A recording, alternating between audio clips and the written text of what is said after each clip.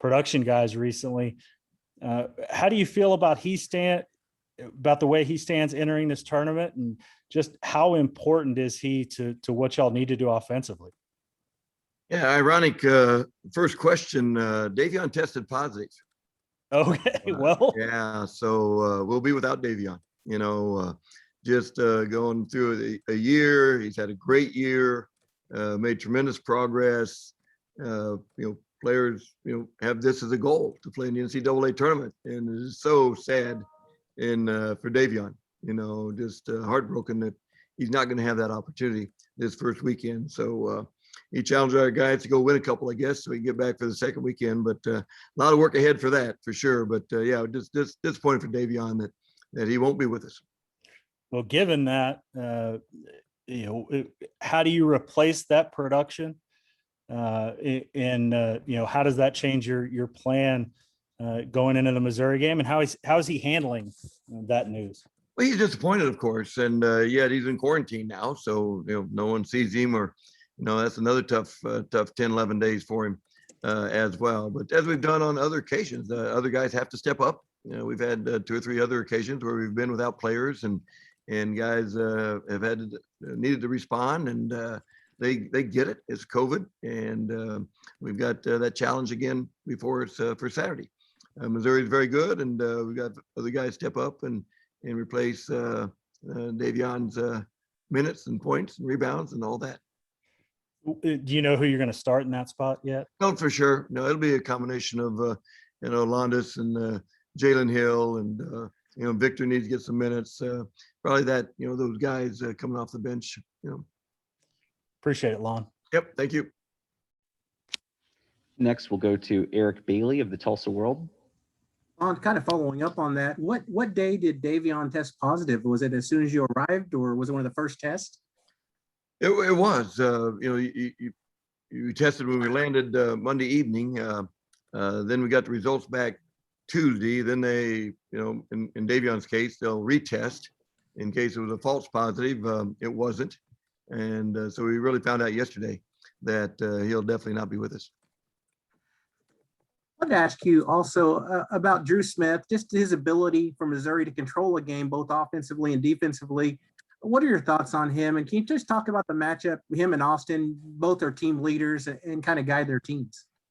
Yeah, he's terrific. Drew Smith is a guy that can score in a lot of different ways, shooting the ball well. He gets to the paint, good defender, looks like a terrific leader for them.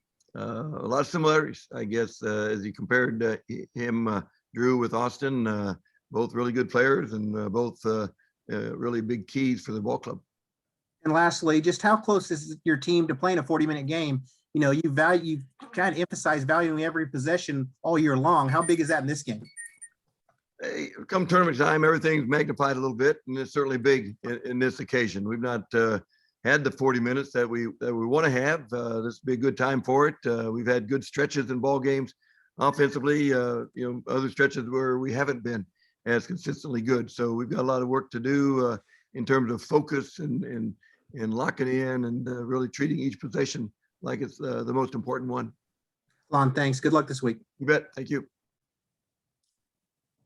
Next, we'll go to Josh Callaway of Sooners Wire. Yeah, Lon, I guess just the Davion news is just kind of washing over. Just, I guess, how did the team react to that? And I assume everybody's going to try to pick it up for him and try to get him back. And I assume if you made it to next weekend, he would be available. Well, that you would assume that given the typical 10 or 11 days out from last Monday, I guess, which is typical quarantine period. But Davion, he's feeling fine, no symptoms, nothing that would hurt him physically at this point. Team's disappointed for him. I mean, they're others have been through it, so they know how disappointing it is, and they feel badly for him. And Davion handling it like you'd expect, very disappointed to not be playing, and yet be there for his teammates. Next, we'll go to Jenny Carlson of the Oklahoman. Hey, Lon, in light of Davion, the news about him, anybody else test positive, or anybody else get caught in a contact trace because of his positive? No, it's a good thing as far as the contact tracing goes. The Indianapolis and the hotels and the transportation folks have been unbelievably organized and outstanding in that way. No way we've been close for any contact tracing. That was their objective. I think if one guy tested positive, they want to make sure it didn't go through the whole team. And they've had the protocols in place, and they've adhered to them and really demanded that the teams, in a good way, followed them. So they've been in their own rooms. They've been distancing during transportation. So no contact tracing with Davion. Hey, I also wanted to ask you a little bit about Austin. You mentioned him a second ago, but I went back and did a little quick math, and it looks to me like when you guys win, his turnovers are full turnover, almost a turnover and a half less than in the games that you guys lose. He's obviously such a huge part of your team. Scoring is important, everything's important, but is that turnover part of the equation almost the biggest thing for him? Certainly a big thing. As you mentioned, he's so significant in every way. We need him to score. We need him to distribute. We need him to take care of the ball. He's rebounded the ball well for us. So yeah, he's doing as much for us as maybe any player can do for a squad. And taking care of the ball and valuing the ball oftentimes, correlates with the difference between winning and losing. But it's not just Austin, of course. But he's been hugely significant and has done an outstanding job.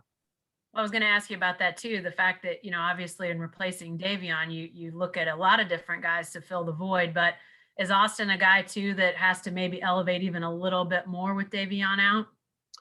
He would be, absolutely. Those two kind of complemented each other in oftentimes, and Austin understands that, and I'm sure he'll be a big time competitor, and I'm sure he'll be fired up and ready to do what he can. Thanks, Lon. Yep, thank you. Next, we'll go to Ryan Chapman of SI Sooners. Hey, Lon. So between Austin and Brady, both of those guys have tournament experience, their freshman and sophomore years. Is there anything you can draw on with those guys, or is this year just so much different that past tournament experience almost is kind of a wash? Having experience is always better than not, I guess. Now, whether it makes as much difference in this year because of COVID, hard to say. But I think throughout the year, the older teams have had a little better understanding of what the need to be flexible and versatile and respond to whatever you need to, given that it's kind of a day-to-day existence, if you will. But as it relates to the NCAA tournament, having gone through the Big 12, these guys understand how tough every game's going to be, and I think teams in leagues like this certainly battle tested and been challenged pretty much in every way. Next, we'll go to Garen Emig of the Tulsa World. Lon, how you doing? Aaron. There's going to be some who hear the news about Davion and recall that you guys played a Kansas team that was going through some COVID issues in Kansas City. I know it's hard to even begin to know where these, where the kids and where anyone comes in contact with a virus, but has that thought crossed your mind at all since the news broke? Not really. The thought that crossed our mind is there's no idea of where it came from. Right. Who knows? We're certainly not, aware enough of on the medical side of it to try to determine where he might have contacted it. Fair enough. And a little bit more on Austin. He's, even before this news broke, it was assumed he was going to have to play big for you to win against Missouri. Usually has the ball in his hands toward the end of games, usually takes it upon himself to try to make big plays. And I know you like that mentality in a kid. It also sets up sort of a hit or miss situation. And you saw both sides of that for Austin and Kansas City. Or are you, in fact, comfortable with how much control he takes of your offense down the stretch of games? And B, is it a sort of a precarious position for a young guy to take? It kind of goes with the territory. When you're a guy that's in that role, and every team's got one, maybe two, if you're lucky, that is going to have the ball late game situations. Now, not necessarily will they shoot it, but they may, they're going to be the guy that determines, success And when you're in that role, you're gonna miss several times in terms of winning the game. And we've been on both sides of it. We won 5 or 6, just like the 5 or 6 that we lost in February, late February. We won those 5 or 6 earlier, and oftentimes it falls on the quarterback in football, it falls on the point guard in basketball, it falls on a key guy on every team, and that's not many people like that role, and those that do, and Austin does, they're going to step up and own it either way. And to Austin's credit, he's battled every time. Thank you so much, Lon. You bet. Next, we'll go to Joe Bettner of the Norman Transcript. Joe. Hey, Lon, I was just going to ask you a little bit more about the experience of just kind of having structured outside time, it seems like, but just kind of the added mental strain that.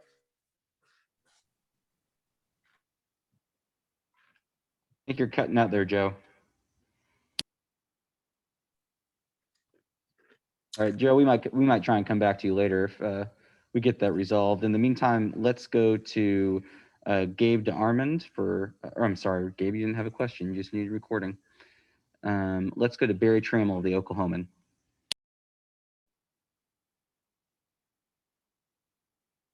And Tram, you're on mute. Sorry about that. Yeah, Lon, in January, you lost Brady for a week or 10 days to COVID protocols. And that's when Elijah started playing more, and you sort of transformed your team, almost became much more of a defensive minded team. With Davion having to sit out, could the same thing happen? Playing people like Jalen or Londis Moore, could that sort of, it's going to hurt you offensively, it seems like, but could it defensively sort of give you a spark? It'll be, we may have a little more size out there defensively, but Davion, he's pretty solid defensively as well. He works hard with the ball pressure out front, and pretty physical defender. I think Jalen and Alonnis both. I think Jalen especially has got that feel for instinct. Defensively he's really sound. But again, I don't know if there's going to be, we'd rather have Davion than not. That's for sure. But we will have more size on the floor now. Thanks.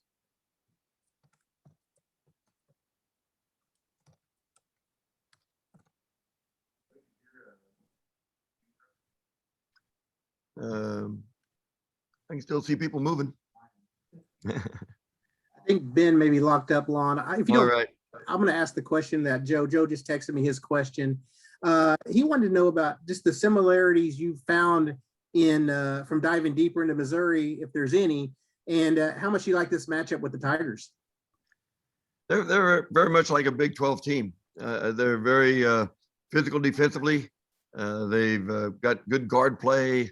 They've got the big guy inside that you have to give extra attention to. So I think they would be very similar to, a lot of teams in the Big 12. So in that light, we're going in understanding how tough it's going to be. It's 8-9 games, so those are always expected to be tough. So no surprises for our guys. They know what lies ahead, and it's going to be a tough battle. While waiting for Ben, I also want to ask you about Sherry Cole and her announcement today. Just your thought on Sherry, what she's meant to the Oklahoma athletics department. She's been unbelievably great. You think about where it was at when she arrived 25 years ago, and what she's done with the program and direction. It's just unbelievable, all that she accomplished, and just couldn't be happier for her. She's got a lot of exciting things, I'm sure, in her future, but I know she loved what she did and did it great, and affected a lot of young people in a usually positive way. So again, just a lot of respect for Sherry and the program and all that she accomplished, and couldn't be happier for her, and wishing her the very best going forward. All right, thanks so much. I'll turn moderator duties back to Ben. All right. Thanks, Eric. Battling some hotel Wi-Fi issues over here. Coach, that's it for your 15 minutes. Thanks so much for joining us. We'll have